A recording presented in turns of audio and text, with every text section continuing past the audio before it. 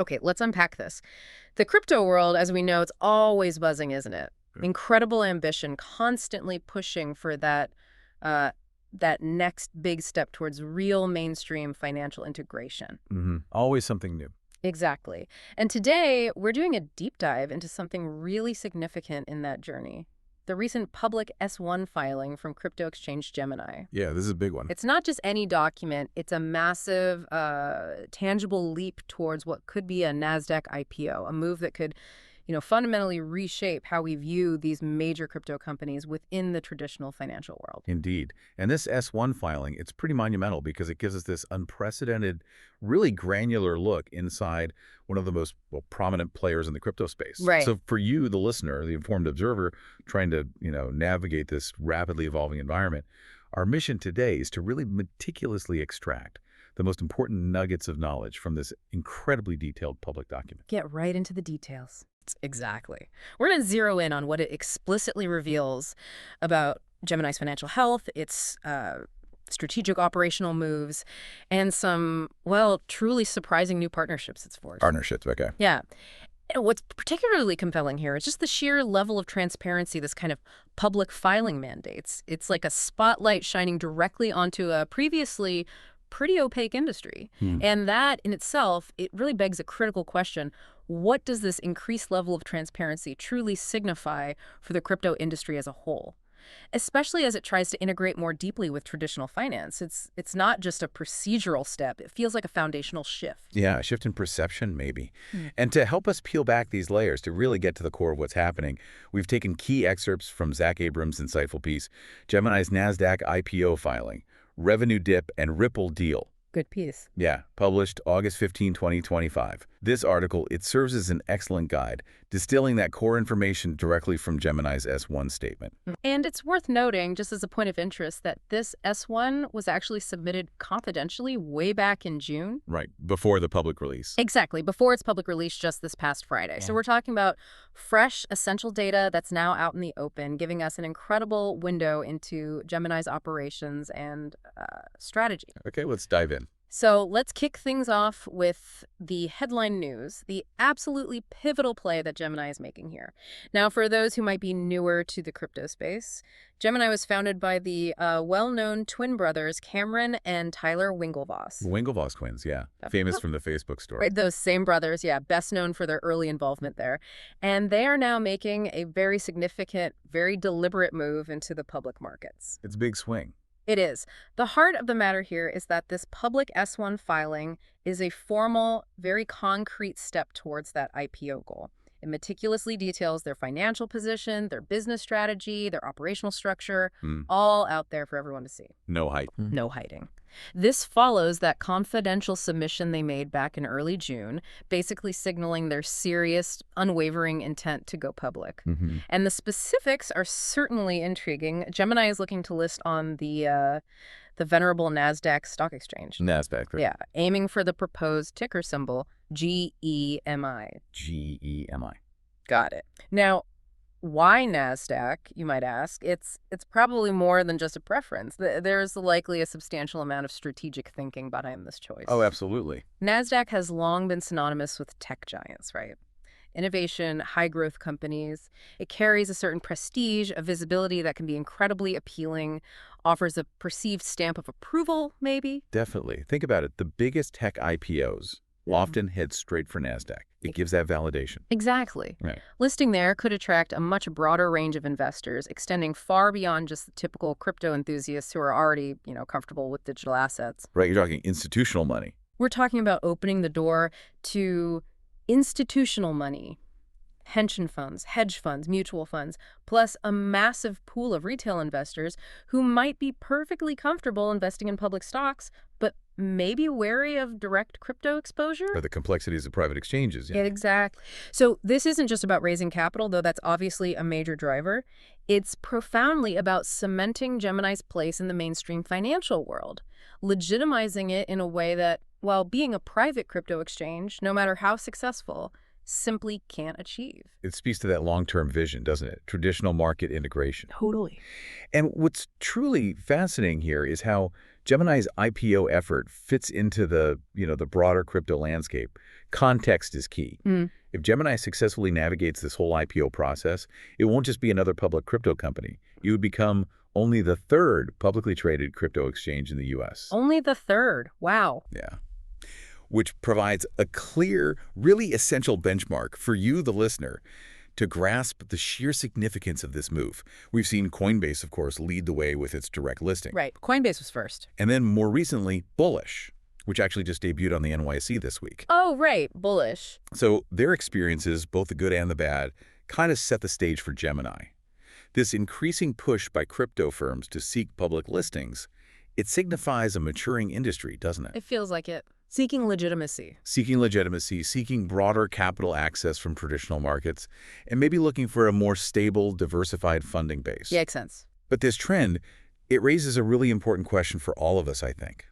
Does this collective push towards public markets reflect a growing institutional acceptance of crypto? A genuine belief that these companies are stable, viable, sustainable long-term investments for a wider audience? Or, on the flip side, perhaps, is it a more pragmatic sign? Companies just seeking liquidity in what remains a notoriously volatile market, looking to secure funding or maybe even cash out in a way that direct crypto fundraising might be challenging right now. Could be a bit of both, right? It's highly probable it's a nuanced combination of both. I mean, the very fact that these firms are even able to go public suggests a profound shift in perception among regulators, traditional finance, institutional investors. Thinks they're legitimate businesses now. Exactly. There's clearly a segment that now views these entities as legitimate businesses, albeit with, unique risk profiles. However, the crypto market's inherent volatility, its cycles, its susceptibility to external shocks. It means public capital could also be strategically seen as a necessary cushion. Diversifying their funding away from just crypto. Precisely. Diversifying funding sources away from purely crypto-native avenues that can be, unpredictable. This really underscores the evolving financial strategies within the digital asset space. They're moving towards a kind of hybrid model that straddles both the decentralized and traditional financial worlds. It's a dance. It is. A dance between innovation and established norms. And how Gemini navigates this will be watched very, very closely. And speaking of traditional finance heavyweights, the lineup of the IPO team involved here, it's absolutely stacked. A clear signal of serious intent. We're on board. We're talking titans. Goldman Sachs, Citi, Morgan Stanley, and Cantor Fitzgerald, with Cantor specifically named as the left lead book runner and part of the cohort overseeing the offering. Wow, those are the big guns, the gatekeepers. Exactly. These aren't just any banks. They're the established powerhouses that orchestrate the largest, most complex public offerings globally. Their involvement, it signals something incredibly profound about the perceived stability and future of crypto exchanges in the eyes of mainstream investors. A huge vote of confidence. Well, it really is. It's essentially a very loud vote of confidence, if you will, that these venerable financial institutions see enough long-term potential, sufficient regulatory clarity, or at least a path towards it, and enough investor appetite to put their own formidable reputations on the line. Lends an air of legitimacy that goes way beyond just the crypto community itself. Totally. It tells the broader market these companies are serious, they're undergoing rigorous scrutiny, and they're being brought to market by the same trusted intermediaries that handle the biggest IPOs in the world. Suggest a future where crypto exchanges aren't just niche, risky ventures on the fringes anymore. Right, but seen as legitimate, albeit still evolving, parts of the global financial system. And while we're on it, it's worth noting, as is pretty common at this early stage of an S1 filing, The price. the IPO price itself hasn't been disclosed yet.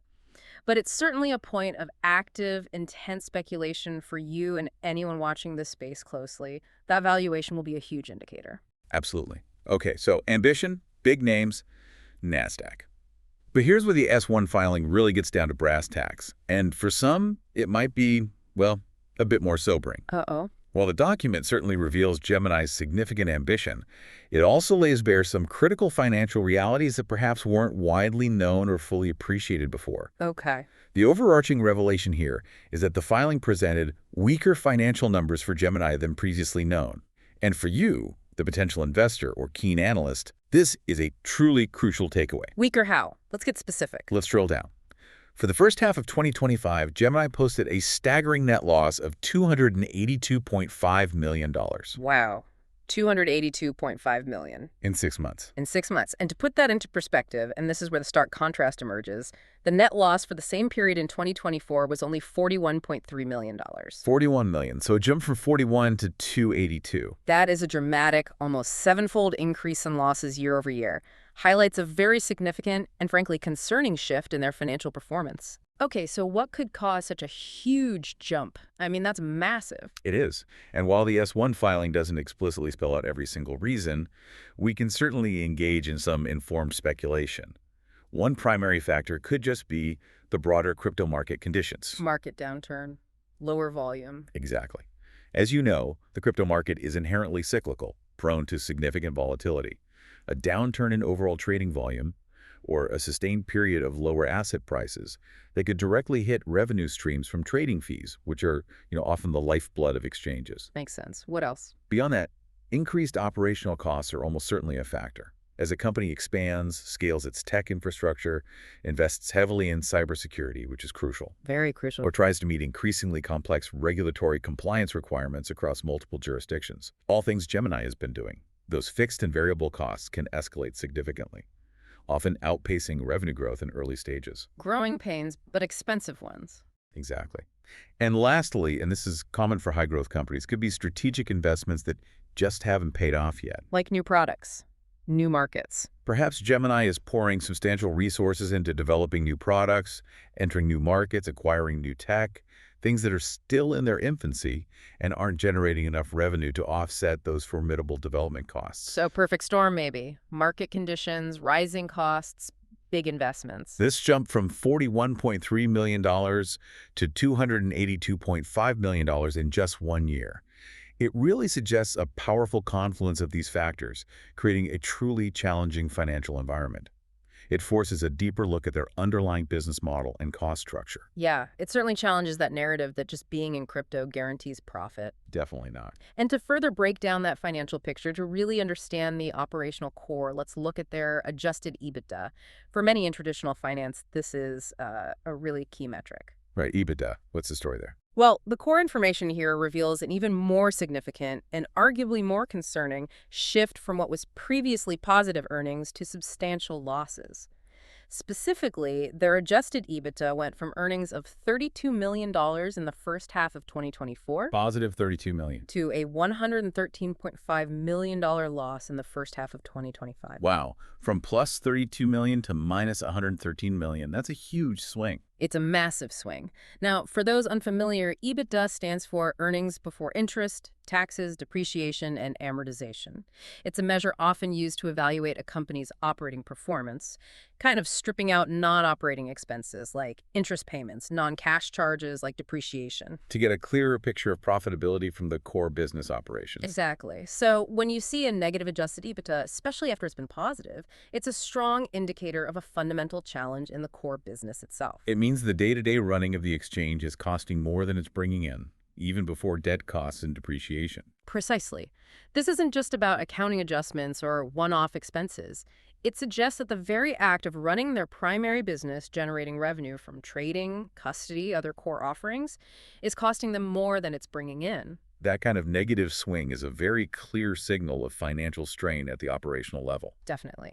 And for any potential investor, this is a metric that will be scrutinized with extreme care, probably skepticism. It raises serious questions about the efficiency and profitability of their day-to-day operations. Okay, so if we connect this half-year data, these big losses, to Gemini's full-year 2024 performance, what does that tell us? Does the picture get clearer or maybe worse? Well, let's look. In 2024, the firm logged a net loss of $158.5 million on $142.2 million in revenue for the full year. Okay, $158 million loss for all of 2024. Right. Now, compare that to the first half of 2025 alone. Yep. The net loss is already $282.5 million. Whoa. So the loss in just the first 6 months of 2025 is already significantly higher than the entire net loss for the previous year. Exactly. And we're only halfway through 2025 in this filing. This accelerating rate of loss, it raises an incredibly important question for you, the listener, the potential investor. What does this imply about the current state or future projections for Gemini's profitability? It's not just a dip. It's a clear trend of rapidly increasing losses. A very persistent trend. This financial trajectory is absolutely crucial for understanding the company's underlying health, especially as it seeks public investment. An accelerating loss suggests either their revenue streams are shrinking much faster than they can cut costs. Or their big bets, their strategic investments, are significantly outweighing current income. Or maybe a really challenging combination of both in what is still a very competitive and cyclical market.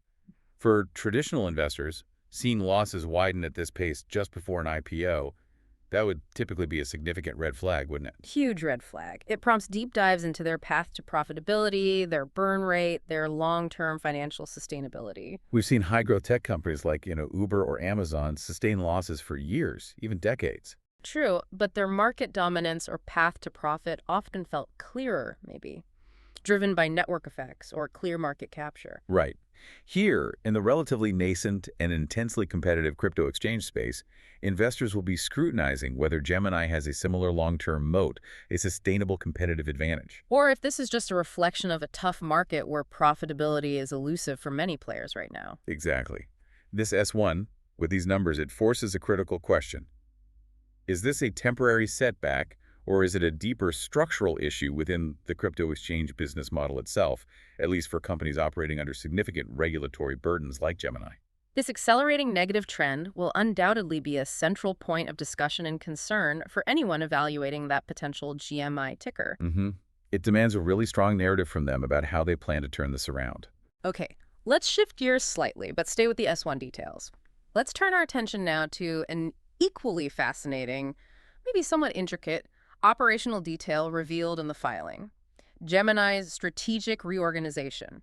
Some people are calling it the Moonbase maneuver. Ah, yes, the Moonbase. Intriguing name. Isn't it? This is a really interesting and highly strategic move that speaks volumes about the current crypto regulatory environment, specifically the differences across different states. Okay, what's the core move here? The core information is that Gemini plans to segment its users between two distinct operational entities: its original, long-standing, New York-based Gemini Trust. The one under the BIT license. Exactly. And a brand new Florida-based Moonbase unit. Florida. Interesting choice. And the specifics are even more telling, highlighting the strategic intent. The filing indicates that most of its users will eventually transition to this Florida-based Moonbase entity. Most users. So Gemini Trust in New York becomes smaller. It seems so. Deliberately remaining in New York State, presumably to handle its specific regulatory obligations there, while the bulk of the user base moves, operationally speaking, to Florida. This isn't just a rebrand, it's a significant structural shift. With profound implications for how they operate and what they can offer. Totally. And this move, it's got to be deeply rooted in those regulatory differences between states, right? Let's explore the why behind it. Absolutely. New York State, for many years now, has been, well, notoriously and demonstrably a tougher regulator for crypto companies, primarily operating under its stringent BIT license rules. Right, the BIT license from back in 2015. Groundbreaking then, but often criticized now. Widely criticized by many in the industry for being overly burdensome, requiring significant capital, extensive compliance infrastructure, a specific, exhaustive licensing process. Many firms found it prohibitively expensive or complex. Is there a concrete example in the filing that shows this impact? Yes, a very powerful one. The S1 states, Gemini offers staking services to users in the United States in every single state except New York. Wow. Everywhere but New York, even though they're headquartered there. Exactly. That demonstrates a clear, tangible impact of New York's regulatory environment on Gemini's ability to offer certain popular services, even to its own residents. It's not just theory. It's a direct consequence hitting their product offering. That's fascinating. And what's truly compelling here is how these fragmented regulatory environments directly influence a company's core operational strategy, its service offerings, even its physical or at least operational footprint. It's not just legal compliance, it's strategic agility, chasing market opportunities. Precisely. And if we connect this to the bigger picture, it starkly highlights the ongoing, maybe even escalating, tension between rapid innovation in crypto and the lagging, often inconsistent pace of regulation. Companies trying to build globally, but navigating this patchwork of state and federal rules. Exactly, creating significant friction. And this raises a highly important question for the entire industry, and especially for you, the user. Will other crypto companies facing similar pressures follow suit? Will they geographically segment their operations to optimize for more favorable regulatory environments? And what does that mean for consumers? That's the key question, isn't it? What are the broader implications for consumer protection if different services within the same company are governed by different state laws? You, as a user, might find your rights, the services available, your protections. They could vary significantly depending on which entity or Moonbase you fall under. Could create a really complex and potentially confusing legal landscape for people. Definitely. And from a speculative standpoint, how might this Moonbase maneuver affect Gemini's long-term relationship with New York regulators? Yeah, good question. Are they thumbing their nose or just being pragmatic? It's tricky. On one hand, it could be seen as acknowledging New York's strictness, with Gemini essentially walling off its most heavily regulated New York operations to focus on expanding less regulated or more innovative offerings elsewhere. A pragmatic response. Makes sense. Keep the NY license happy, but grow elsewhere. On the other hand, it might be viewed as a calculated step to ensure continued operation under the BIT license, where absolutely necessary, while simultaneously allowing the firm to expand its service portfolio in more accommodating states, thereby maximizing reach and competitive advantage. Could it set a precedent for other crypto firms, this kind of jurisdiction shopping? Absolutely. We've seen companies do this in other highly regulated industries like banking or gaming to optimize regulatory overhead and operational flexibility. This could be a very clear signal that the crypto industry is maturing to the point where such strategic geographical segmentation becomes a common, maybe even necessary tactic. A way to navigate a complex and evolving regulatory map. It's a bold move, and its success or failure in balancing compliance with business expansion will certainly be watched closely by the entire industry. Could influence future regulatory arbitrage strategies. All right, buckle up, because here's where we uncover a truly unexpected, really fascinating element from the S1 filing. A brand new credit agreement that hints at, well, an evolving financial ecosystem within crypto itself. Ooh, okay. This sounds interesting. The core information here is that the filing meticulously details a credit facility established just in July 2025 between Gemini and another major player in the crypto space, Ripple. Gemini and Ripple, a credit facility, that's not something you hear every day. Exactly. This isn't your everyday run-of-the-mill bank loan. It's a highly unique arrangement that profoundly highlights the burgeoning, increasingly sophisticated financial landscape within the crypto ecosystem itself. Okay, give us the specifics. What makes it so remarkable? The agreement is for an initial amount of up to $75 million. $75 million, okay. With the explicit potential to scale up to an impressive $150 million. But here's the absolute kicker, the truly unique, maybe forward-thinking aspect. Let me guess. Crypto involved. You got it. The agreement explicitly states that funds can be drawn in Ripple's RLUSD stablecoin once that initial $75 million commitment is exceeded. Drawn in RLUSD stablecoin. Wow, not USD. Yeah, RLUSD. And as of the S1 filing, it's important to note, no draws have been made under the credit agreement yet. So it's a fresh, untapped line of credit. Exactly. Opens up a whole new set of questions and strategic implications for both companies and really the broader market. It's a clear statement of intent for how these companies might envision intercorporate finance moving forward. The significance and potential implications here are genuinely profound. It pushes the boundaries of how we typically think about corporate finance, moving beyond traditional fiat bank loans. Yeah. What does it truly mean for a major exchange like Gemini to secure a substantial credit line directly from another prominent crypto company like Ripple, and specifically to have those funds denominated, potentially dispersed, in a stablecoin? Yeah, it's definitely not a traditional bank loan where fiat moves through established banking channels. No, instead you're looking at a credit line that is entirely native to the digital asset ecosystem. So what are the potential motivations here for both sides? Well, we can certainly speculate. For Gemini, this could be a highly strategic way to secure substantial liquidity without relying exclusively on traditional financial institutions, which, as we know, can sometimes be slower, more conservative. Or even just hesitant to deal with crypto firms sometimes. Right, due to perceived regulatory complexities or risk. This deal could also strongly signal a strategic alliance, a profound vote of confidence from Ripple in Gemini's operational resilience and future. It's pure crypto-native intercompany finance. Just growing sophistication in how they manage balance sheets, get working capital, build internal financial rails. Exactly. And for Ripple, this deal is a powerful, almost foundational way to promote the adoption and utility of its RLUSD stablecoin. Ah, makes sense. A big use case. A huge use case. Having a major exchange like Gemini willing to draw on a credit line in RLUSD immediately provides a significant high-profile application.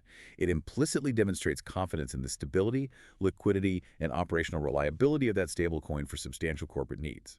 Moves RLUSD beyond just speculative trading, maybe. It's a direct avenue for the stablecoin to be utilized for significant, recurring operational needs within the crypto ecosystem. That's big for Ripple. And that RLUSD stablecoin aspect is really key here, isn't it? What's the practical difference drawing stablecoin versus fiat? Fundamentally, it means the transactions are streamlined, kept entirely within the crypto ecosystem itself, potentially avoiding cumbersome, often costly conversions back and forth to traditional fiat currencies. Conversions that have fees, delays, maybe regulatory hurdles? Significant fees, delays due to banking hours or transfer times, additional regulatory hurdles, especially for large corporate transfers.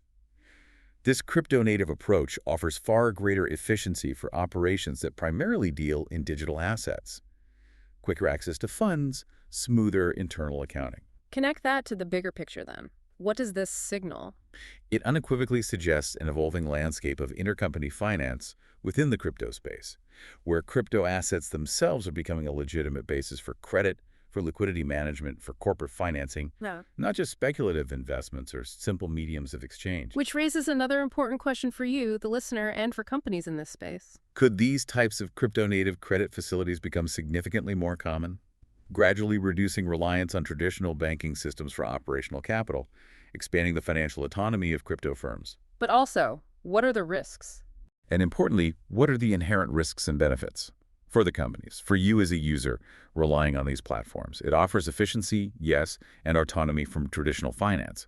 But it also introduces new forms of counterparty risk. Dependency on the stablecoin stability, liquidity, Yeah, the company behind it. exactly. New dependencies on the stability and liquidity of specific stablecoins, reliance on the health and operational integrity of the companies behind them. It's a fascinating, truly forward-thinking move. Perfectly underscores the unique financial innovations continuously emerging from crypto. Absolutely. And remember, this is super recent, established just in July 2025. Its future impact on Gemini's operations, the broader crypto financial landscape. It's something for all of us, especially you, our listener, to watch very closely. Could be a significant indicator of how crypto companies intend to fund growth, manage liquidity, build internal financial networks moving forward. Charting a course that looks increasingly different from traditional models. Indeed. So, okay, what does this all mean when we bring it all together? We've just completed a truly revealing deep dive into the S1 filing from Gemini, a document that's offered us this unprecedented look behind the curtain. Pulled back the curtain quite a bit. Yeah.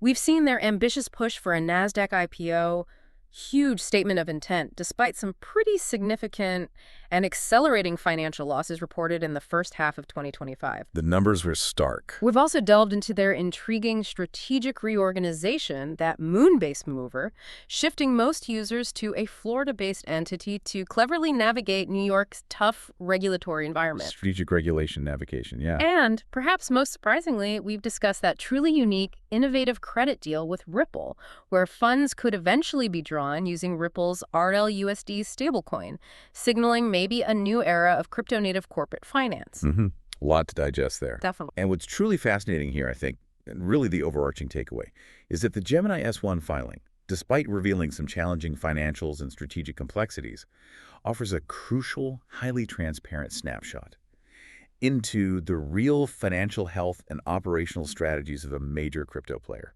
It really does.